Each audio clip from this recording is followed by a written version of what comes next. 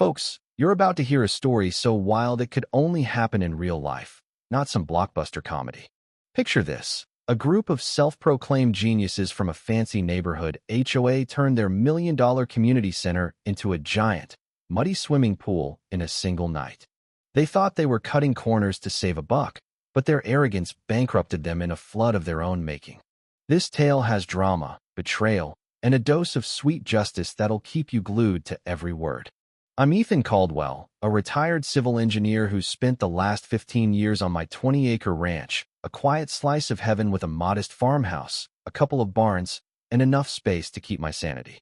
My land sits on the edge of Crestview Estates, a ritzy subdivision where every lawn looks like a putting green and mailboxes cost more than most cars. I picked this spot for peace, not to become the target of the most power-hungry HOA president in suburban history. 3 years ago, Veronica Langley took the helm of Crestview's HOA. Rumor had it she'd been booted from another neighborhood for shady financial dealings. In her mid-50s, always dressed like she was auditioning for a corporate drama, Veronica had a way of speaking that made you feel like a scolded kid. Her obsession with community enhancement was a thinly veiled excuse to expand her control, and my ranch, sitting right next to her pristine domain, was apparently a problem she needed to fix. It all kicked off one crisp March morning. I was sipping coffee on my porch with my German Shepherd, Rusty, when I spotted a group with surveying gear and clipboards poking around the boundary between my land and Crestview. After watching them for 20 minutes, I strolled over to investigate. That's when I met Veronica, and let me tell you, it was no warm welcome. "Mr. Caldwell, I presume," she said, her voice dripping with fake courtesy, eyeing me like I was a stray dog. She introduced herself as HOA president and announced they were surveying for a water conservation project, an automated irrigation system with a well to be dug right along my property line. As a water systems expert, I knew unauthorized well drilling in this area was a recipe for disaster. I asked if they had permits and soil surveys. Her smile tightened. "This is HOA business, Mr. Caldwell. We don't need your input." That night, I dug through old engineering files and found a bombshell. Beneath my land ran a decommissioned water main, still active as a backup for the region, right where Veronica planned to drill. The next day, I found survey stakes on my side of the boundary. I documented everything: photos, measurements, and left a polite message for Veronica. She didn't call back. Instead, I got a certified letter from the HOA, a masterpiece of bureaucratic bullying, accusing me of obstructing community progress. Sipping wine that evening, staring at the infrastructure map, I realized Veronica had picked the worst possible spot. I called my buddy Tom at the municipal water department. "Check the pressure readings for Sector 7, I said. "We're about to have a big problem." 3 days later, Tom uncovered something dirty. Veronica had secured a temporary drilling permit by claiming she represented a Thomas Wright at my address. It was fraud, but official enough to keep inspectors at bay. Digging deeper, I found she'd rammed through an HOA rule letting her approve projects under $50,000 without a vote, passed in a sparsely attended meeting buried in a document about holiday lights. My neighbor Carl, a retired plumber, dropped another bombshell. Veronica held a grudge against me from 2 years back when I shot down her plan to rezone part of my land for a parking lot, exposing her legal missteps. "She's never forgiven you for humiliating her," Carl whispered. Then the drilling started. Heavy machinery roared 50 feet from my property line. Veronica stood there, clipboard in hand, dismissing my questions about utility checks. When I asked for marking flags, she snapped, "That's private HOA business." But the crew looked nervous. That afternoon, they hit something hard 15 feet down concrete. Maybe rebrand reported unusual resistance.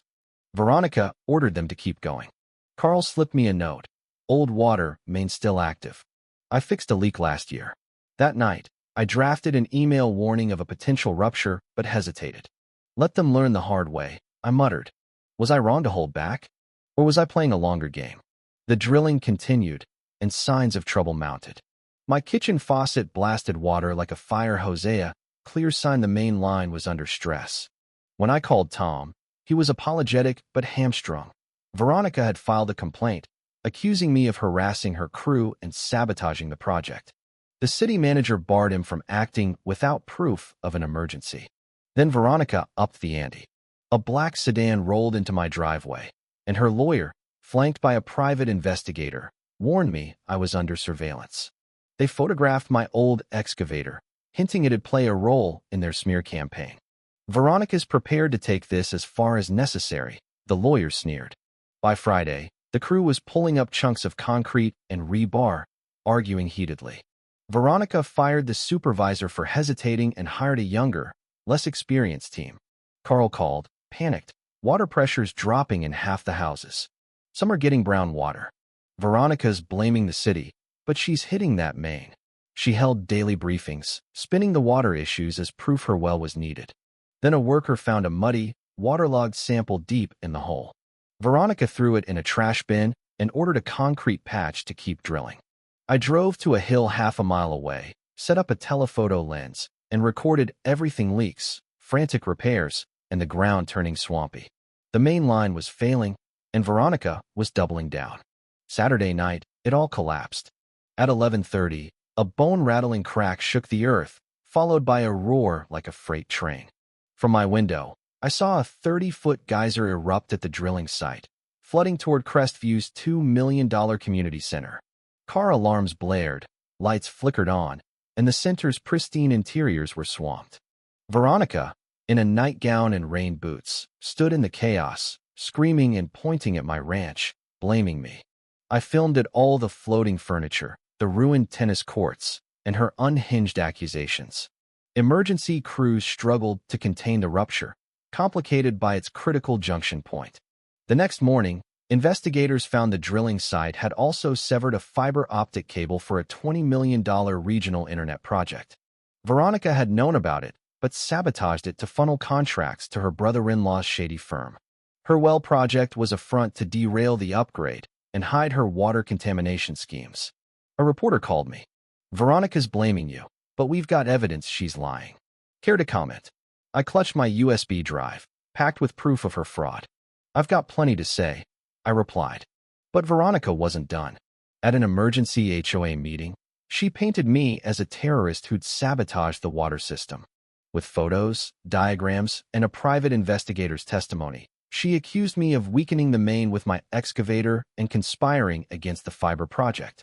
The crowd was eating it up until every phone in the room buzzed. My lawyer had emailed undeniable evidence: videos of Veronica's crew trespassing, fake permits in my name, and recordings of her plotting to handle me. Carl stood up. "Explain why you used Ethan's name on those permits." Veronica's face crumpled. "It's fake," she screamed, but the room turned on her.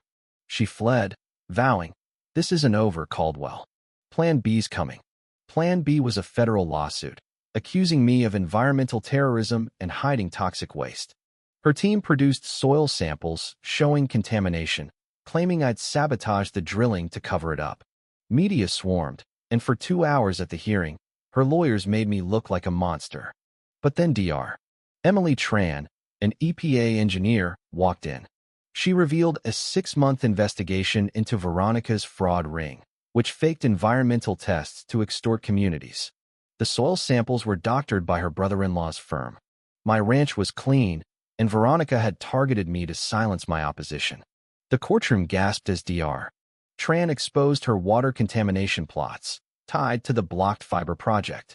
Veronica snapped, screaming I was hiding a money laundering scheme. My financial records, presented instantly, proved every penny was legit. The judge ordered her arrest for fraud, extortion, and racketeering. Handcuffed, she spat. "Dig deeper into Caldwell's past. He's hiding something." It was a bluff, but it stung. Her empire unraveled, a multi-state fraud network, corrupt officials, and millions stolen. Crestview rebuilt, apologized, and paid me a settlement I used for rural water projects. New laws, dubbed the Langley Act, curbed HOA abuses. On my porch, I overheard a child ask about a memorial garden at the rebuilt center. "It's about greed losing to justice," her mother said. "The bad lady's in prison, and the good man's still here, helping others." Veronica's final threat echoed, but my past was clean. A reporter hinted her network spanned the country. Was this really the end? What do you think her last card was? Share your predictions below.